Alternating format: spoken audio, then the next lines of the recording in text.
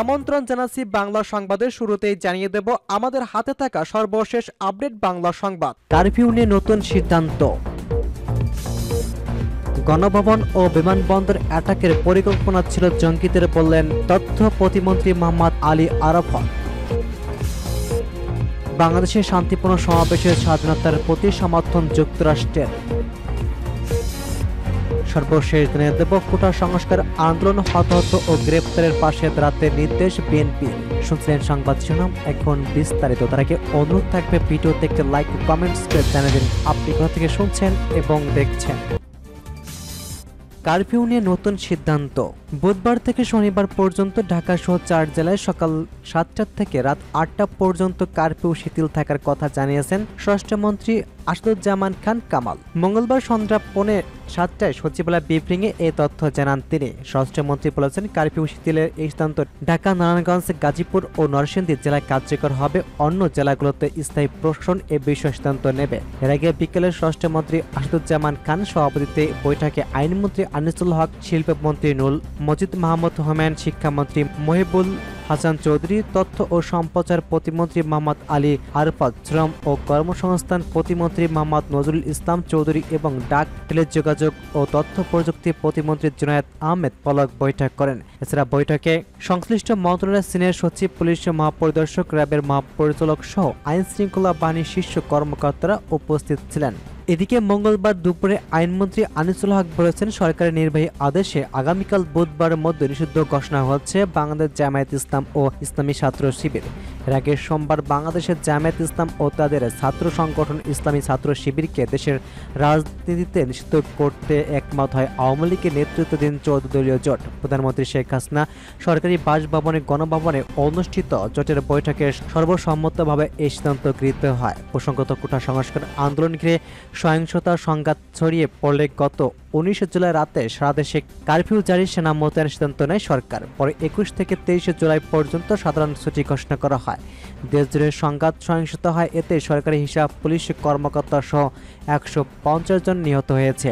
সহিংসতা দমনে সরকারি অভিযান চালালে গত 22 জুলাই থেকে পরিস্থিতি স্বাভাবিক হয়ে আসে। ক্রমে বাড়ে কারফিউ শিথিলের সময়, ধীরে ধীরে খুলে দেওয়া হয় অফিস।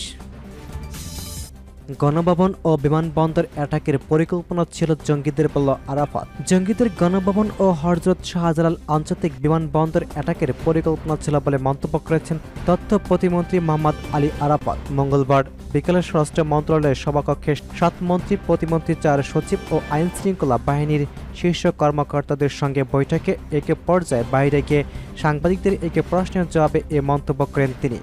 প্রতিমন্ত্রী বলেছেন, জঙ্গিরা টেলিভিশন কেন অ্যাটাক করতে গেল, মেট্রো রেলের সঙ্গে কি সম্পর্ক, কোঠার তব পুড়িয়েছে, তারা পুলিশের স্টেশন অ্যাটাক করেছে, তাদের বিমানবন্দর অ্যাটাকের প্ল্যান ছিল, তাদের শক্তি কতটুকু ছিল আছে সেগুলো বিশ্লেষণ করা হচ্ছে।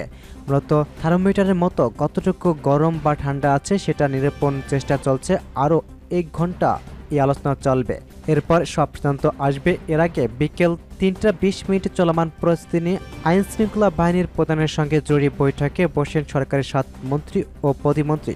সচিবালয়ের স্বরাষ্ট্র মন্ত্রণালয়ের সভাকক্ষে এই বৈঠক চলছে। জানা গেছে, দেশের সার্বিক আইন শৃঙ্খলা পরিস্থিতি, কারফিউ, জামায়াত শিবির নিষিদ্ধ, চলমান বৈষম্য বিরোধী কোটা সংস্কার আন্দোলন সহ গুরুত্বপূর্ণ কয়েকটি বিষয় সিদ্ধান্ত নিতে এই আলোচনা বসছে সরকারের 7 মন্ত্রী, 4 সচিব এবং আইন শৃঙ্খলা রক্ষাকারী বাহিনীর প্রধানরা। স্বরাষ্ট্রমন্ত্রী আসাদুজ্জামান খানের সভাপতিত্বে বৈঠকে উপস্থিত রয়েছেন আইনমন্ত্রী আনিসুল হক, শিল্পমন্ত্রী নুল মজিদ মাহমুদ হোমেন, শিক্ষামন্ত্রী মহিবুল হাসান চৌধুরী, তথ্য ও সম্প্রচার প্রতিমন্ত্রী মোহাম্মদ আলী আরাফাত, শ্রম ও কর্মসংস্থান প্রতিমন্ত্রী মোহাম্মদ নজরুল ইসলাম চৌধুরী এবং ডাক, টেলিযোগাযোগ, তথ্য প্রযুক্তি প্রতিমন্ত্রী জুনায়েদ আহমেদ পলক। এছাড়া বৈঠকে সংশ্লিষ্ট মন্ত্রণালয়ের সচিব, সিনিয়র পুলিশ মহাপরিদর্শক, র্যাবের মহাপরিচালক সহ আইন শৃঙ্খলা বাহিনীর শীর্ষ কর্মকর্তারা উপস্থিত ছিলেন। এদিকে মঙ্গলবার দুপুরে আইনমন্ত্রী আনিসুল হক বলেছেন, সরকার নির্বাহী আদেশে আগামীকাল বুধবার মধ্য নিষিদ্ধ ঘোষণা হচ্ছে বাংলাদেশ জামায়াত ইসলাম ও ইসলামী ছাত্র শিবির। এর আগে সোমবার বাংলাদেশ জামায়াত ইসলাম ও তাদের ছাত্র সংগঠন ইসলামী ছাত্র শিবিরকে দেশের রাজনীতিতে নিষিদ্ধ করতে একমত হয় আওয়ামী লীগের নেতৃত্বাধীন 14 দলীয় জোট। প্রধানমন্ত্রী শেখ হাসিনা সরকারি বাসভবন গণভবনে অনুষ্ঠিত জোটের বৈঠকে সর্বসম্মতভাবে এই সিদ্ধান্ত গৃহীত হয়।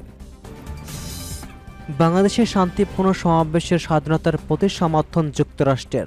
মার্কিন পররাষ্ট্র দপ্তরের উপপ্রধান মুখপাত্র বেদান্তা প্যাটেল বলেছেন, বাংলাদেশের চলমান পরিস্থিতি স্থায়ী ও শান্তিপূর্ণ সমাধান চেয়েছে যুক্তরাষ্ট্র। এই সঙ্গে যেকোনো শান্তিপূর্ণ সমাবেশের স্বাধীনতার প্রতি তাদের অটল সমর্থন পূর্ণ ব্যক্ত করেছে দেশটি।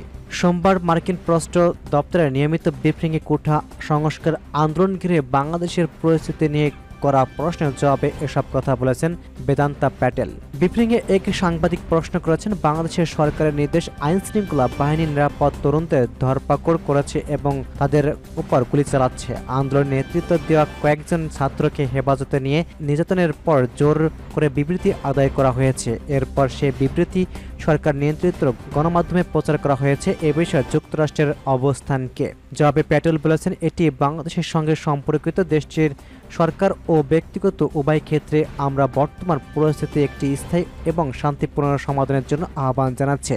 একই সঙ্গে শান্তিপূর্ণ সমাবেশের স্বাধীনতার প্রতি আমাদের অটল সমর্থন পূর্ণ ব্যক্ত করেছি। প্যাটেল আরও বলেছেন, সেখানে ইন্টারনেট যোগাযোগ কিছুটা স্বাভাবিক হয়েছে বলে আমরা জানতে পেরেছি, কিন্তু আমরা জনগণকে নিরবচ্ছিন্ন ইন্টারনেট ও সামাজিক যোগাযোগ মাধ্যম ব্যবহারের সুযোগ দিতে সরকারের প্রতি আহ্বান জানায়। এতে আমাদের নিজস্ব মার্কিন নাগরিক সহ বাংলাদেশের জনগণ গুরুত্বপূর্ণ তথ্য আদান প্রদান সক্ষম হবে। সাংবাদিক আবারও তার প্রশ্নে বলেছেন, যুক্তরাষ্ট্রের কংগ্রেসের নিম্নকক্ষ হাউস অব রিপ্রেজেন্টেটিভ ও সিনেটের বেশ কয়েকজন সদস্য বাংলাদেশের শিক্ষার্থীদের বিক্ষোভের ঘটনা উদ্বেগ প্রকাশ করেছে। একে কংগ্রেস সদস্য বলেছেন, এই অবস্থায় বাংলাদেশের দমনপীড়ন বিরুদ্ধে মার্কিন প্রেসিডেন্ট জো বাইডেনের প্রশাসনের কঠোর পদক্ষেপ নেওয়া উচিত। এ বিষয়ে আপনার প্রতিক্রিয়া কি? যাবে মার্কিন পররাষ্ট্র দপ্তরের উপপ্রধান মুখপাত্র বলেছেন, যারা শান্তিপূর্ণভাবে বিক্ষোভ করতে চায় আমরা অবশ্যই তাদের সমর্থন করি, তবে বিষয়টি যেহেতু মার্কিন কংগ্রেসের সঙ্গে সম্পর্কিত তাই এ বিষয়ে নির্দিষ্ট করে কিছু বলতে চাচ্ছি না। তবে আমরা অবশ্যই কংগ্রেসে